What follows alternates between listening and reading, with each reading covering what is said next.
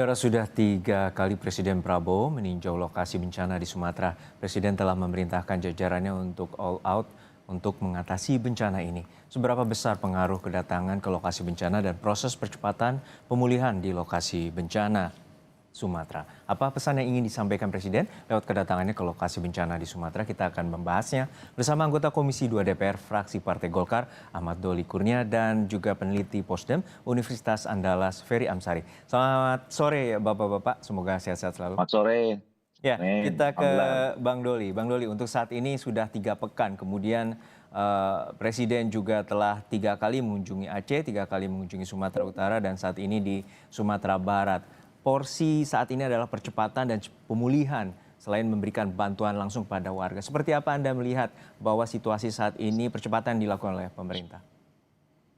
Iya, saya kira ini satu tindakan yang konkret ya. Jadi Presiden hands on, jadi mengambil alih langsung proses penanggulangan bencana yang ada di 3 provinsi itu. Dan tadi seperti diketahui, ya sudah berkali-kali sebetulnya bolak-balik mundar-mandir dan tidak hanya seorang presiden, tapi kehadiran presiden itu kan pasti diikuti menteri-menterinya dan kemudian ketika presiden pulang pun menteri-menterinya juga saling bergantian. Nah, jadi artinya perhatian terhadap masyarakat kita di sana itu cukup serius dilakukan oleh pemerintah kita ya. Nah, saya waktu itu kan juga sempat ada diskusi ya tentang apakah perlu eh, penetapan status bencana nasional atau tidak gitu ya. Nah, menurut saya dengan kehadiran presiden eh, yang sudah berkali-kali dan menunjukkan atensi penuhnya itu, saya kira ya perdebatan itu menurut saya menjadi tidak penting. Nah, yang penting Oh. adalah apa yang kemudian dilakukan oleh presiden ini itu ditindaklanjuti oleh tingkat berikutnya dan Ya, kemudian bisa terlihat progresnya. Nah, ya, kita oke. bisa bagi ya. Dulu misalnya di awal-awal bencana itu tentu yang diupayakan adalah penyelamatan manusianya ya. Dan kalaupun kemudian ada korban jiwa, ya itu diketahui, dicari, ada yang hilang dicari dan kemudian diurus dengan baik. Ya, Nah, sekarang ini kan tahapan pemulihan ya. Pemulihan pasca bencana yang nanti kemudian ditindaklanjuti ada mungkin daerah-daerah yang sudah masuk tahap baik, kami rehabilitasi. tangkap Nah, poinnya, ini ya Bang perencanaan Doli. yang Kami harus ke dilakukan ya. Bang Ferry. Bang Ferry, sekarang saat ini situasinya 159 terdata meninggal dunia dan tadi kata Bang Doli tidak penting lagi status bencana nasional karena Presiden hands on atau turun langsung dan juga mempercepat dengan bantuan. Seperti apa Anda memandang bahwa saat ini ada polemik terkait dengan status bencana nasional ini demi mempercepat bantuan, terutama bantuan dari internasional?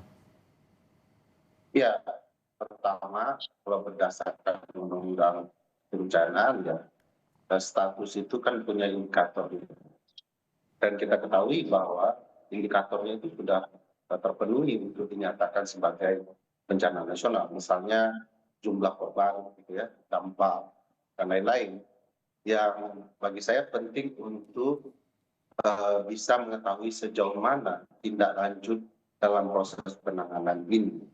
Karena begitu ditetapkan sebagai bencana nasional, tentu tanggung jawabnya beralih kepada pemerintah pusat, baik kemudian fungsi koordinasi penanggulangan maupun sebagai pemimpin penanggulangan itu sendiri.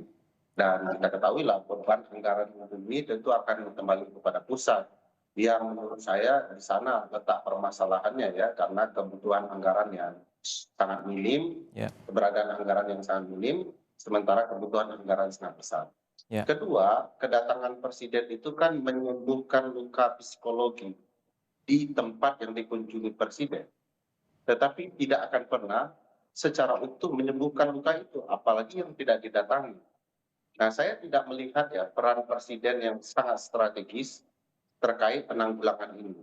Sampai hari ini presiden tidak menjelaskan apa strateginya sebagai kepala negara, kepala pemerintahan dalam penanggulangan bencana. Bagaimana komposisi beban penanggulangan itu? Baik yang diberikan kepada BNPB, kepada pemerintah daerah, kepada Badan SAR, dan masyarakat sipil.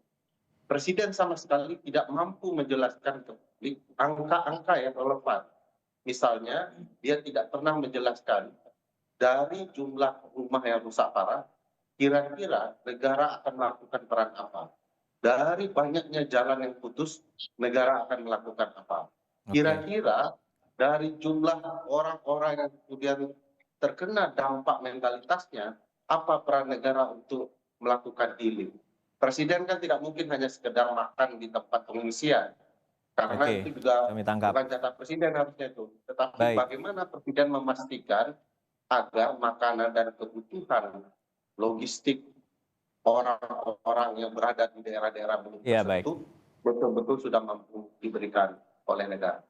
Ya, untuk saat ini ada bantuan personel dikerahkan dan juga ada bantuan huntara, namun tentu unitnya masih dalam penggodokan dan juga masih dalam penetapan melihat dari dampak 3,2 juta warga yang terdampak akibat banjir bandang. Lalu seperti apa Bang Doli? Tadi Bang Ferry menyatakan bahwa ini belum ada langkah strategik, terutama untuk rehabilitasi ke depan dan pemulihan lebih menyeluruh.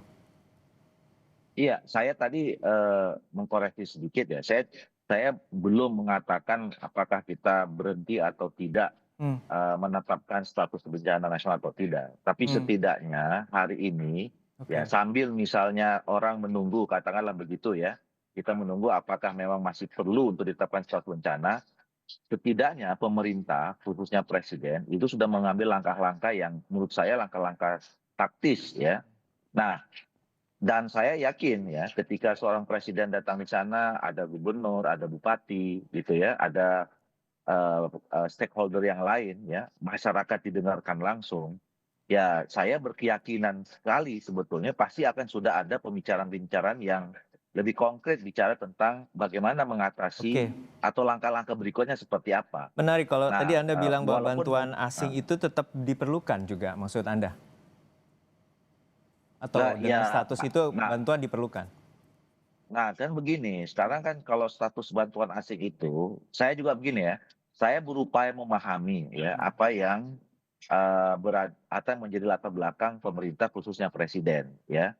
Kan berkali-kali mengatakan Pak Presiden mengatakan bahwa kita negara yang besar ya, kalaupun kemudian kita diterpa masalah diuji oleh bencana, kita harus yakin kita bisa menyelesaikannya dengan tangan sendiri, kira-kira begitu. Hmm, Nah, itu yang sekarang ditunjukkan oleh presiden ya, oke. dan saya kira keyakinan itulah yang membuat kenapa sampai sekarang masih penuh pertimbangan diangkatnya status nasional bencana ini secara nasional gitu ya, Ya, supaya walaupun menunjukkan bahwa dan itu dikonkretkan langsung bahwa memang langsung presiden turun berkali-kali ke sana menunjukkan ya, bahwa memang ya walaupun dia Indonesia berupaya juga kerap menyelesaikannya. aktif ya untuk memberikan bantuan pada saat negara sahabat tengah dilanda bencana dan juga saat ini beberapa negara membangun solidaritas untuk membantu Indonesia, namun saat ini terbentur oleh peraturan. Untuk saat ini, Bang Ferry, menurut Anda apakah langkah strategis itu juga perlu ditampilkan dengan berkantor di lokasi bencana dan juga menentukan langkah-langkah yang Ya, langsung di mata Presiden melihat situasi di sana? ya, tentu pertimbangan berkantor di lokasi itu bicara soal bagaimana menanggulangi bencana yang secara teknis bisa dilakukan oleh presiden dengan anak buahnya yang sangat banyak. Kalau sekedar pergi makan, menjelaskan siapa menteri yang hadir, saya rasa juga tidak diperlukan. Koordinasi tetap bisa dilakukan dari Jakarta sepanjang betul betul arah itu tepat sasaran. Hmm, Kedua, kita tahu ada banyak kebimbangan besar presiden dalam konteks kasus penanggulangan bencana ini. Misalnya anggota kabinet bahkan para politisi menyampaikan bahwa itu bantuan yang dikumpulkan oleh personal orang-orang warga negara itu berlebihan pamerannya gitu ya. Padahal negara jauh lebih besar. Kedua, bantuan asing kita sanggup. Ini kan bicara soal gengsi saja, hmm. tidak bicara soal kebutuhan warga negara yang secepatnya untuk dapat menjalani proses hidup berikutnya. Jadi kenapa pembicaraan yang terlihat lebih banyak gengsi seorang presiden? Bagi saya pemimpin yang baik itu adalah yang akan menyampaikan, bahkan dia akan Maksudnya memohon-mohon Anda kepada menilai bahwa Presiden belum menyerap negara aspirasi tetangga. dari masyarakat gitu? Ya, dia akan memohon-mohon kepada warga asing, Hmm, negara asing, bantu warga negara saya kalau memang ini membebani warga negaranya. Apalagi kita hidup bertetangga. Prinsipnya apa? Politik bebas aktif. Kenapa kemudian tidak ada keinginan untuk menerima bantuan itu kalau memang tidak sanggup? Bagi saya, jangan utamakan gengsi sementara pertaruhan yang adalah nasib warga negara.